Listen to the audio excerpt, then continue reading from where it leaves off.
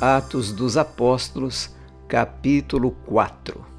Enquanto Pedro e João ainda falavam ao povo, chegaram os sacerdotes, o capitão do templo e os saduceus, ressentidos porque os apóstolos estavam ensinando o povo e anunciando em Jesus a ressurreição dentre os mortos.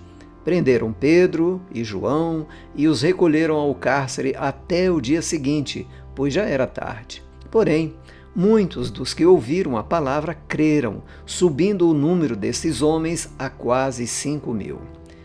No dia seguinte, as autoridades, os anciãos e os escribas se reuniram em Jerusalém com o sumo sacerdote Anás, com Caifás, João, Alexandre e todos os que eram da linhagem do sumo sacerdote. E, colocando os apóstolos diante deles, perguntaram: com que poder ou em nome de quem vocês fizeram isso? Então Pedro, cheio do Espírito Santo, lhes disse: autoridades do povo e anciãos, visto que hoje somos interrogados a propósito do benefício feito a um homem enfermo e do modo como ele foi curado, saibam os senhores, todos e todo o povo de Israel que, em nome de Jesus Cristo, o Nazareno, a quem vocês crucificaram e a quem Deus ressuscitou dentre os mortos, sim, em seu nome é que este está curado na presença de vocês. Este Jesus é a pedra que vocês, os construtores, rejeitaram, mas ele veio a ser a pedra angular. E não há salvação em nenhum outro, porque debaixo do céu não existe nenhum outro nome dado entre os homens pelo qual importa que sejamos salvos. Ao verem a ousadia de Pedro e João, sabendo que eram homens iletrados e incultos, ficaram admirados e reconheceram que eles haviam estado com Jesus. Vendo que o homem que havia sido curado estava com eles, nada tinham a dizer em contrário. E, mandando-os sair do sinédrio, discutiam entre si, dizendo: que faremos com estes homens? Pois todos os moradores de Jerusalém sabem que um sinal notório foi feito por eles e não o podemos negar. Mas, para que não haja maior divulgação entre o povo, vamos ameaçá-los, para não falarem mais neste nome a quem quer que seja. Chamando-os, ordenaram-lhes que de modo nenhum falassem nem ensinassem no nome de Jesus. Mas Pedro e João responderam: os senhores mesmos julguem se é justo diante de Deus ouvirmos antes aos senhores do que a Deus, pois nós não podemos deixar de falar das coisas que vimos e ouvimos.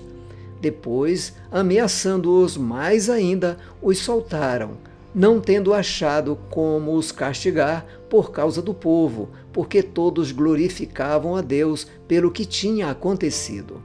Ora, o homem em que tinha sido operado esse milagre de cura tinha mais de 40 anos de idade. Uma vez soltos, Pedro e João procuraram os irmãos e lhes contaram tudo o que os principais sacerdotes e os anciãos lhes tinham falado. Ouvindo isto, unânimes, levantaram a voz a Deus e disseram: Tu, soberano Senhor, fizeste o céu, a terra, o mar e tudo o que neles há. Disseram por meio do Espírito Santo, por boca de Davi, nosso pai, teu servo. Porque se enfureceram os gentios e os povos imaginaram coisas vãs? Os reis da terra se levantaram e as autoridades se juntaram contra o Senhor e contra o seu ungido. Porque, de fato, nesta cidade, Herodes e Pôncio Pilatos, com gentios e gente de Israel, se juntaram contra o teu santo servo Jesus, a quem ungiste, para fazerem tudo o que a tua mão e o teu propósito predeterminaram. Agora, Senhor, olha para as ameaças dele e concede aos teus servos que anunciem a tua palavra com toda a ousadia, enquanto estendes a tua mão para fazer curas, sinais e prodígios por meio do nome do teu santo servo Jesus. Tendo eles orado, tremeu o lugar onde estavam reunidos, todos ficaram cheios do Espírito Santo e com ousadia anunciavam a palavra de Deus. Da multidão dos que creram, era o coração e a alma. Ninguém considerava exclusivamente sua nenhuma das coisas que possuía. Tudo, porém, lhes era comum. Com grande poder, os apóstolos davam testemunho da ressurreição do Senhor Jesus e em todos eles havia abundante graça.